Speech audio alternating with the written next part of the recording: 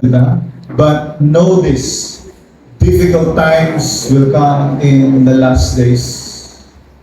For people will be lovers of self, lovers of money, boastful, proud, blasphemers, disobedient to parents, ungrateful, unholy, unloving, irreconcilable, slanderers, without self-control, brutal, without love for what is good, traitors, reckless, conceited, lovers of pleasure rather than lovers of God, holding to the form of religion but denying its power.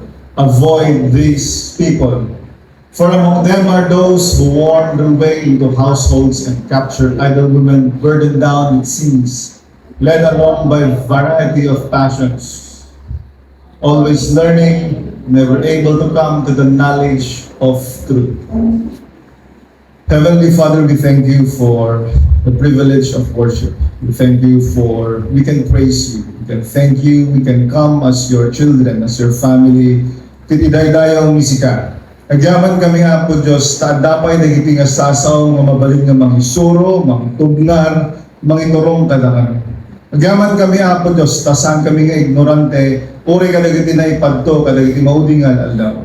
It is my prayer, Father, that you open our spiritual understanding, that we may see the things that you want us to learn today. Kat may po ti agadal keng ka, kat palubusan ka di nga dagiti nga sasaw would liberate us. Set us free from falsehood, from lies, even from half-truth. Kat may po Diyos nga mga ganti kinaputno, dagiti sasaw, kat konbiktanan na kami po Diyos nga garaw. Convict us, O Lord, to respond to your words even today. Bendisyon natin nga gumulumit at tangal daw. Your name be glorified. In Jesus' name I pray. Amen.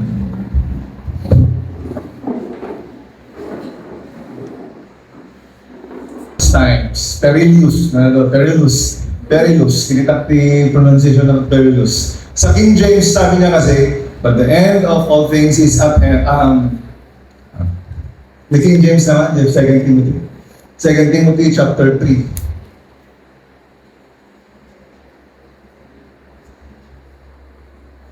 Know this also, that in the last days, perilous times shall come. Kaya tititle na tayo ng mensahe, kaya living in perilous times. How to live in a world that is full of danger, uncertainty, and risk. Panagbiag ka na iti maudingan aldaw, which is full of danger. Nung natin ang perilous na nakabutbutan, wano uncertain nga panahon. Kasi binasa tayo, surat ni Apostle Paul, kini-disciple ng Timothy, around 64 AD, after the death of Jesus Christ. Bago namatay si Apostle Paul, sinulat nito. He warned his disciple Timothy. Sinerge ko grabe, approximately, dahil nga letter kat 1,960 years up to today. So, duduogan na ito na surat, duduogan nga pagto. At in pagto na Apostle Paul, nga kadagiti mauding nga al-al daw, umaito tinakabot-boteng nga panahon. Whether you agree with me or not, we are already living in an era na kung saan nakakatakot ang panahon. Noong isang araw, at 3:30 a.m., may pumasok dito sa bahay. Ada, sinurog na kami dito eh. Makat na di ruangan, di gate, sinumbra, di compound tayo. Buti na lang may talent si misis ko. Tulog yan, pero gising. Natutulog yan, pero natulog siya, pero narinig niya daw na may nag-open ng gate. So, ginising niya ako. Chinek niya sa CCTV, ginising niya ako. Gumagano pa siya. Hindi, tingnan mo, tao ba to? Tingnan mo akong tao to. Pagtungkula na dilo pa na rin. Baka kanuno, ghost pinakita na mundo, namamaling mata lang siya. Ay, tingnan mo akong tao ba to? So, tinita may tao. So, tawag mi ti polis. Wala namang nanakaw, wala namang nasaktan. Dalang tinapuyat. Dalang ti polis iso na agenda. Padasan na lupatan dito yung ruangan tayo. Grabe iti panahon din ta. No, padasan mag-update iti news. Talamang ang nakawan, talamang ang batayan, talamang ang krimen, talamang ang bigayan. Gordya, ang dabay. Ang hitulod na ba, iti pupulis ka mang Gordya, tapno, awanti makakuha. Awanti makalusot. Alam mo kang bigan, lumagawan na ka ba, dalawat mo. Uri mo, dati itag ka na kayo, o ka na tayo, huwag sana nating hayaan na pera ang magdikta sa kung sino dapat ang iboto natin. Amen. Do not let money dictate your right to vote. Ibotos mo lang taan, sino kaya mo nga ibotos. Dahil word nga perilous. Kaya naming duwa lang nga nausar the entire New Testament. The Greek word na katsalepos. Ginamit siya dito at ginamit siya sa Matthew chapter 8 sa taong infiltrated with demon, yung taong nasa sa tomb, na demon possessed, na diyay simenteryo, pagbabiyagan na. Kaya na-describe iso na as someone who is violent, dangerous, fierce, hard to bear, hard to handle. Kaya dyan din ang ginamit ni Apostle Paul to describe the last days to come. Kaya the description ni Apostle Paul, kaya halang nagtikalinggan ito, intirong malubong. Subukan mong mag-search kahit mamaya. World News Today. Makita mo yung wars, trade wars, unprecedented natural disasters, etc., etc., genocide. Grabe, iti mas pasamang itilubong kaya pagkatanong sa katabi, aware ka ba? Baka mo, nagtikalinggalan tayo mom. Basta ada ti tribal war man yun. Dito'y palang kalingga, grabe ni Tiguluna. But when you widen your scale, intero ang lubong dito'y dangerous time, perilous time. Kaya kuna na Apostle Paul, but know this, I am sure of this, kuna na kini Timoteo, perilous times will come.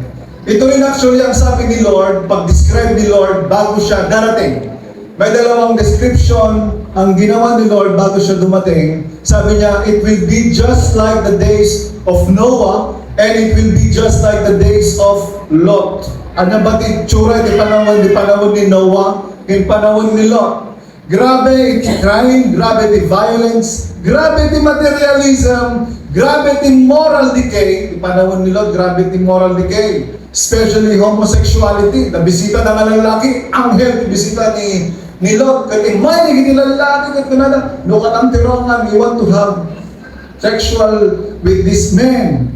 Grabe nga iti moral decay iti panahon na. Kaya tawan sa bali nga pagpano din ti tao, no, saan nga ti bukod na pagsayatan, pagragsakan, ken pagbirukan. Di binasa na tayo na people will become lovers of themselves, lovers of money, lovers of pleasure, rather than lovers of God.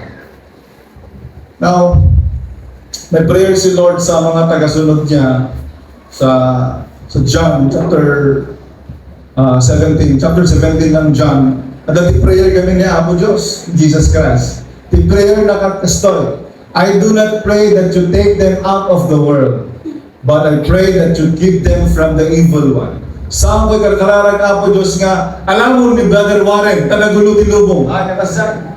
Ako karkararag nga, alam mo, nagigita kay CIM, tagrami mo tan, iti kiriribok ti lubong. Ti kararag ko Apo kot sarat, ni Bamida, manipot ti kabusor. Amen.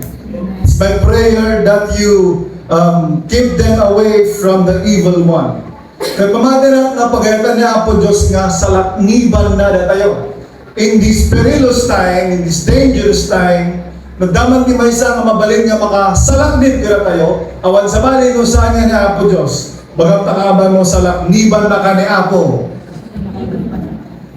Kat salakniban na tayo ni Apo Diyos, no, makikooperate tayo keng ko na. Mano kayo mga payungan ti ubing ang tuttudo, mapayungan nila, no, makaglinong di payong. Ngam na ko na nga tumaray, hindi payong, ay nakakapalinongan. Same is true with the Lord. God wants to gather us. God wants to protect us. God wants to bless us even in these perilous times. Mamasapol nga makikooperate tayo. So nga living in perilous time, as a Christian, how should we live in these perilous times? At ABC dito, umuna, align your life to God's priorities. Magamtakabay mo, align your life. I-align mo, tibiyag mo, the priority ni Apo Diyos. We have our own priorities, we have our own lives, but if it is not aligned in the priorities of God, ay baka sayang lang itibiyado na idating ka. You know, we live in a time na kung saan the society, grabe yan, the society and culture put so much emphasis on wealth, put so much emphasis on beauty, possessions, and getting ahead in life. Na kung wala kang ganito, na kung hindi ka ganito, na hindi mo narating to, na kung wala kang iPhone, yung pinakalitas. Wala kang 16 Pro Plus power. Magmamahal na yan. Alam nyo kung bakit. Nag-crash down na ang manufacturing ng China. Nag-world ko sa kami na we live in a society that society really tries to ikabil na tayo ngayon, define na tayo iti society na parang hindi ka matagumpay, hindi ka successful kung hindi ka ganito. Tuloy, maraming Christians ang pressured to keep up, pressured sila to climb the social standard. Yung kumulada nga social climber. Minsan tuloy dahil sa pagka-pressure natin, wala na tayong time kay Lord. Wala nang time sa Word of God. Wala nang time sa prayer. May wala nang time magsimba. Pakisabi sa katabi, dapat may time ka kay Lord. We live in perilous times. Align your life to God's priorities. Gamit ito nung matay tayo, haanto nga nagiti trabaho dito sangwon tayo, isangwon tayo tungkol ni Apo Diyos. And whatever we do, dapat siguradon tayo na naka-align the priorities of God. Napakadaming plano, pangarap, hangarin at gawain ng tao. Wala namang problema. Sino po ang may mga pangarap sa buhay? Wala namang problema kung may pangarap ka, may hangarin ka, may mga plano ka sa buhay. Ang tanong lang, are they in line with the priorities of God? Kasi kung hindi, baka saysayang ka lang iti panahon. Katulad ng nagpagawa yung teacher ng assignment. Dito yung estudyante, dali-dali siyang umuwi at ginawa niya yung assignment niya, research. Inabot siya ng 2 linggo. Talabsin tayo ba lang? Adupay na kita. Inabot na, adupay na, limbibibot nila. Ay, hindi rabi. Tapos ako kasi 1:30. 1:30. Ang dami lang itiyak ko pa. Agkang-campaign. Grabe naman. Sabi ko sa sarili ko, kung ganito kagagar itong mga taong to sana, to spread the word of God, may sakripisyo na kumpanya, hingga na 1:30, di parbangon. Imagine mo yun, aldaw, hingga na rabi, parbangon, kumpanya na, hangaasin nyo, isurat nyo, ibotos nyo. Diba? They have the way they kanta, they have the paktong. They do all the effort for a term, for a 3-year term. Kaya kung wala niya pa nagkukustoy kumamad, iti tao, isarbigin niya Apo Diyos, tigagar mo. Baka kung nandun niya Apo Diyos katawa na, grabe tigagar mo magkumpanya, tigagar mo magserbigan niya. Hindi kayo ni teacher natin nagagawa assignment. Research for 1 week, dali-daling gumawa ng assignment. Talagang pinagrigatan lang ang nararamin. Pinagligatan lang ang nararamin. Hindi pa naman, di ba nagpapas? Muna sila na nagpas. Kaya sir, nag-assignment ko. Pilitan teacher na. Wow, man. Perfect, man. Tintunay na talagang flawless. Di ba nakaramin mo research mo ba ron? Di problema, wrong assignment. Yung problema, hanga nito, di ba pa assignment ko? Sa baliti na ramid mo. At marami sa atin ang baka ganun ang mangyayari sa buhay natin. Na perfect tayo, na simpa-simpa tayo, talagang normus tayo, but the end of our lives, hamon na natin, parang ito ito. Pagkasabi sa katabi, align your life to God's priorities. Align your life to God's priorities. Hindi lubong tayo gawin ng gravity distraction. Napakadaling ma-distract sa panahon ngayon. Ito yung purpose niya po Diyos, na nakita mo, na-distract ka manan. Na nakita mo, na-distract ka manan. Good. Ang isa pang tanong, lumdaman grabe, ano ba ang priority ng Lord? Natanong na po ba natin? What is the priority of God? Matatagpuan actually yan sa panalangin ni Jesucristo. Sabi ni Jesus, Father in heaven, hallowed be your name, your kingdom come, your will be done. The priority of God has something to do with His kingdom, with His will, and the glorification of His name. Kung may ginagawa ka or balak kang gawin, madaling malaman kung priority din ba yan ni Lord. Kung in line din ba yan sa will ni Lord. Tanungin mo lang, is it in line in the kingdom of God? Is it in line in the will of God? Will it glorify the name of the Lord? Kaya masabi sa Matthew chapter 6 verse 33, seek ye first the kingdom of God. Nakanutin mo na nga birugan tayo, ti pagarian, ti langit, and His righteousness, and all these things shall be added unto you as well. Ay iti pagmatan na, saan mat nga ihimot nga po Diyos dagiti all things? Haan na mat nga iparik dagiti all things? Siguraduhan tayo lang nga priority niya po Diyos. Amen. Siguraduhan tayo lang that we are aligned in God's priorities. And that is to give glory to His name, to advance His kingdom, and to do everything according to His will. Letter B, we live in a dangerous, unprecedented, perilous times. Nataramidan tayo, be serious and watchful in your prayers. Pagkasabi sa katabi, be serious and watchful in your prayers.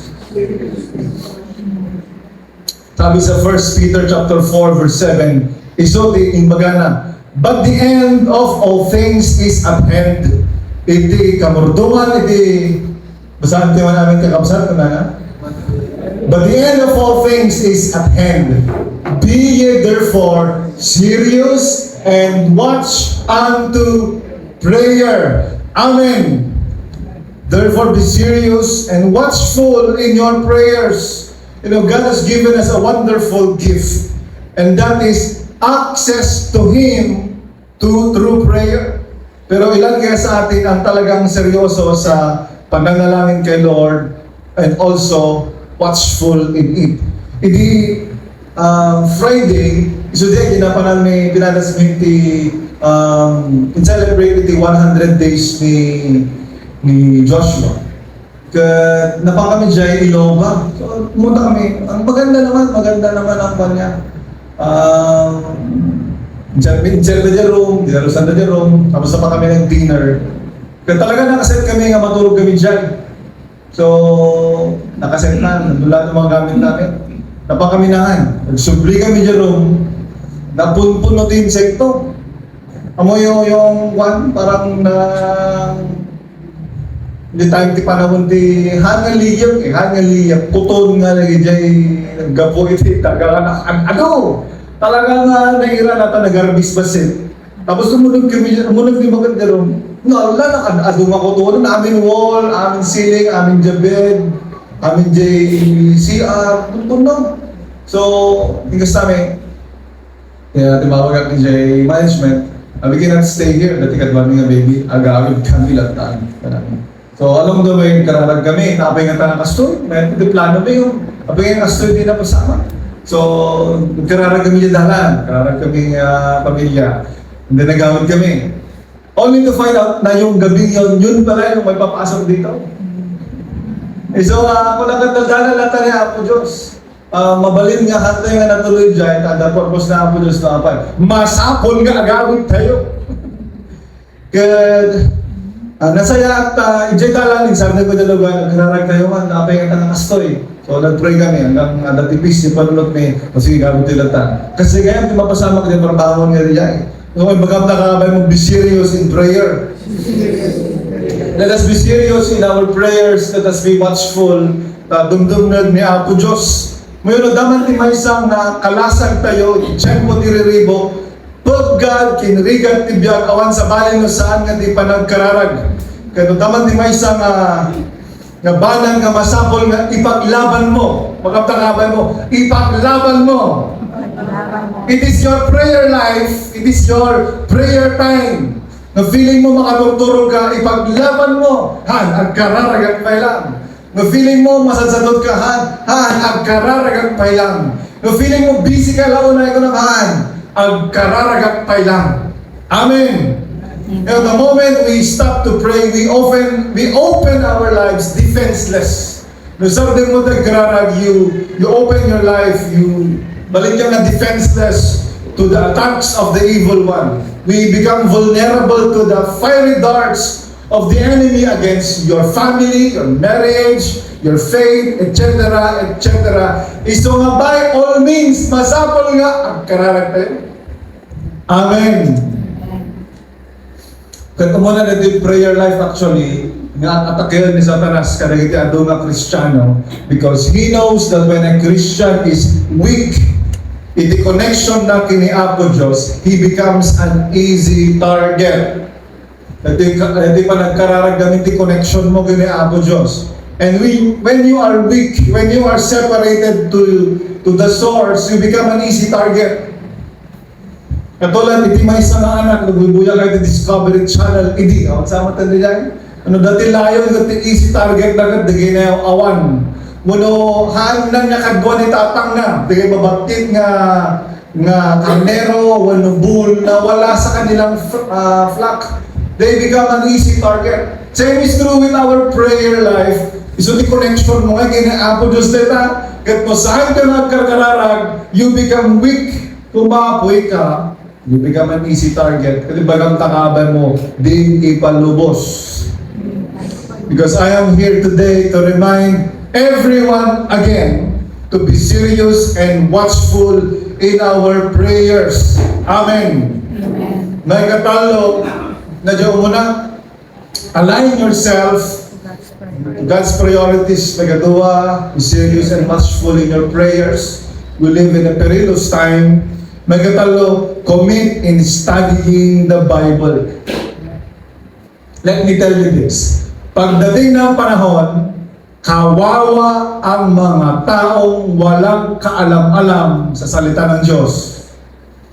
Domdang iti tiyempo, rumigat ti panawan, kaasin to, dagita tao nga awan kaamamuna, isa sa ni Apo Diyos, apay, gamit isudan to ti umuna nga maalilaw. Isudan to iti umuna nga matinag, kadagiti patibong ni Satanas. Sila yung mga unang madideceive. Kaya by all means, we commit our lives, ourselves, into studying the words of God. Amen. Nadaman ti may nga banag ako na ti Biblia nga pagtaudan ti pagmati kat awan sa bali no saan nga ti sasao ni Apo Diyos. Faith comes from hearing and hearing the words of God. Pero ang sabi sa Romans chapter 10 verse 17, faith comes paggapuan nga ti pagmati, paggapuan pagtaudan ti pagmati, kas ano nga dumangkal, kas ano nga tumibgar ti pagmati nanana. So then faith comes by hearing, and hearing by the Word of God. Iso ka nasa yat ba't lang nagbasa ka ti Biblia, medyo bigbigsaan. Takdo mamamag mo. Duwa ka, basaon. Mabalik lang ka silent, pero subukan mo rin one time. Pakinggan mo yung salita ng Diyos na binabasa mo. Kaya tikasapulan tayo kadagitoy, mauding alal daw, at saan nga adupay nga Facebook friends and followers. Hindi ka adupay nga pamati na tib-tib kerbay nga namnama kinaamo Diyos. Amen. At mangyayari lang ito when we commit ourselves, we commit our time in studying the words of God. Sa dito'y Biblia, dito'y tayo nga mamamo no sino ni Apo Diyos. In the Bible, we discover the character, the unchanging nature of God, and in return, it will strengthen our faith. Bagaman takaban mo, pubigsa ko mati pamating. Pero sabi ni D.L. Moody, akala ko noon na ang pananampalataya ay basta na lang maigamsoon king ka. What I thought before is that you just pray, Lord, give me faith, kat bigla nga maadaan ka ti pamati. Kung saan gayam. When I started opening and studying my Bible and commit my life in studying my Bible, my faith suddenly grew. Kas jay iti panagpatakal, panagpatid ka iti pangmati. Kaya sumati Biblia, kung iti Biblia, faith comes from hearing and hearing the words of God. Amen. Yan ang sabi din sa Psalms chapter 1, verse 1 to 3, Blessed is the man who walks not in the counsel of the ungodly. Basahin tayo namin? Nagdating ako. Blessed is the man who walks not in the counsel of the ungodly, nor stands in the way of sinners, nor sits in the seat of the scornful. But his delight is in the law of the Lord, and in his law he meditates day and night. And he shall be like a tree planted by the rivers of water, that bringeth forth his fruit in its season. His leaf also shall not wither, and whatsoever he does shall prosper. Baka tikento lang na dito yung last part na. Whatever he does shall prosper. Mapangkapay, magnakapay, iji condition na. His delight is in the law of the Lord. He meditates it day and night. Amen. Blessed is the man who walks not in the counsel of the ungodly. Saan galing ang counsel mo? Saan nanggagaling ang wisdom mo? Saan nanggagaling ang mga advices na sinusunod mo? Grabe iti Facebook tatang, kasla isumutan iti nagbalin nga university, iti kwan.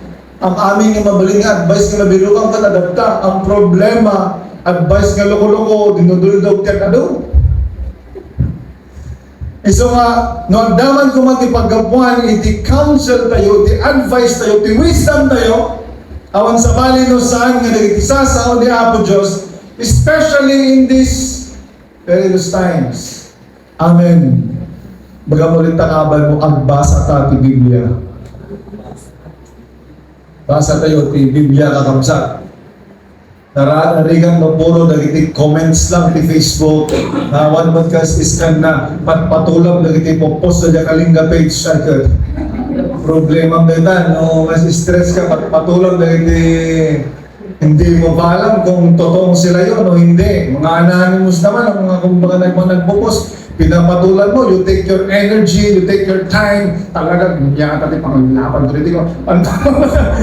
Panunod ka, no, di ba?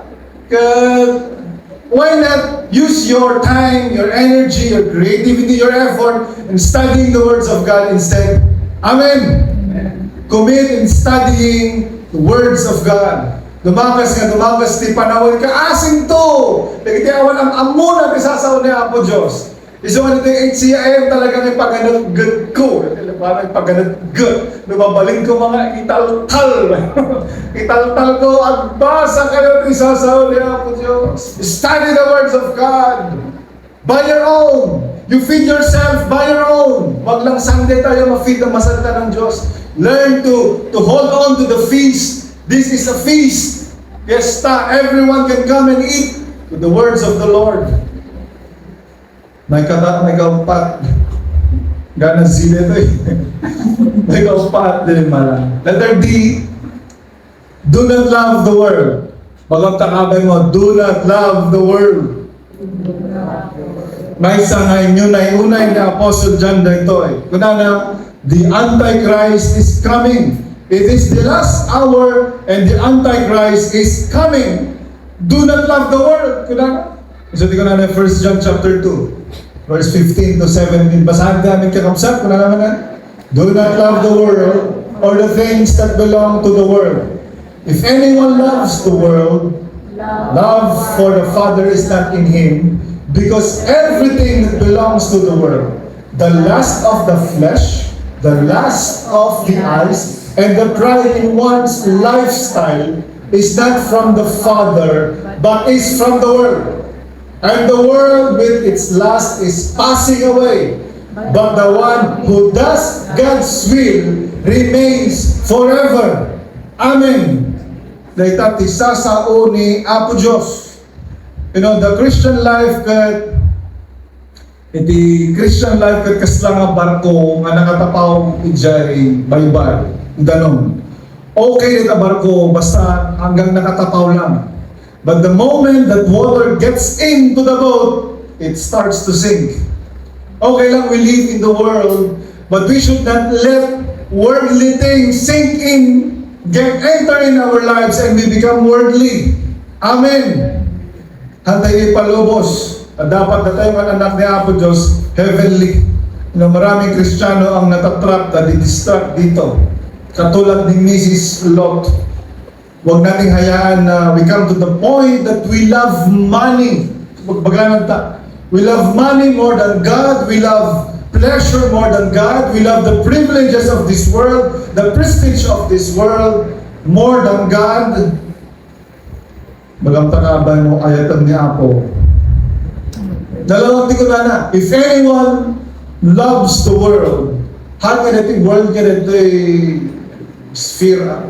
The things of the world. So, na magbana Timothy, the lust of the eye, the pride of life.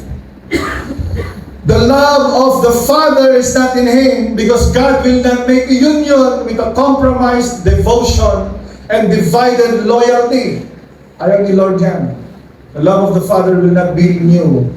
Kung mas mahal mo ang mga bagay-bagay na ito kaysa ang Diyos. Pagsabi sa katabi, do not love the world. Last but not the least, i-recap tayo man na yung letter A, nagdandun yung estudyante. Yung letter A, align your life to God's priorities. Letter B, be serious and watchful in your prayers. Letter C, commit in studying the Bible. Letter D, do not love the world. And letter E, number 5, last, endure hardships. No rumigat ti panawan ay kahit masapol ang igturan tayo.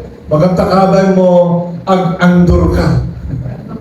Ag-andor. Grabe yung Ilocano nga na andor na si Brother Marlon. Igturam. Ay, anduram. Naman Tagalog ng endure. Tiisin mo. Pagtsagaan mo. Endure hardships. It is not an easy world. It is not an easy world. Especially if you are a Christian. Isong actually nga, inunulaan ni Apo Diyos ay tattao nga mamating tuking ko na. Baga naman tan eh. Anyone who desires to follow me. Nangagidayan? Anyone who desires to follow me. Kunana. Amin nga, balbalak na sumurot kanya, should deny themselves. Matthew chapter 16 verse 24. Jesus said to His disciples, basahin namin ko na, if anyone wants to come with me, he must deny himself, take up his cross, and follow me daily. Napaligan doon mga translation. Sure, there is a heavy cross to carry, but He promised that he who endures till the end shall be saved. Amen. Yun ang sabi sa Matthew chapter 24 verse 13. He who endures in these perilous times shall be saved. Matthew chapter 24 verse 13. Nagkamaling sa pagbaga natin yan. But the one who endures to the end will be delivered. Sabi sa 2 Timothy chapter 3 verse 12. Amin. Amin. Bukaraman din dyan. Basahan din namin kanana. In fact, all those who want to live a godly life in Christ Jesus will be persecuted, will suffer persecution. Kunana pa kumaro ti panawan, kumaro ti tao. Hindi ka mabainda nga agwaras. Tatakot sikat ti agwaras. Di ba? Sikat ti agwaras at ta. Hindi ka mabain nga aglantad. Dahil classmate me. Tatakot proud ka kung aglantad ka. You know what I mean? Diba? Hindi ka kasla grabe ti panahon. Grabe ti panahon tata. Ngayon tayo mga Kristiyano, we should endure hardships. Amen. All who desire to live godly will suffer persecution. At whatever hardship you are in today, especially kung may kinalaman sa pananampalataya mo sa Diyos, know that the Lord will always be with you. He will strengthen and keep you. No, taga tumakdar tayo ng corruption.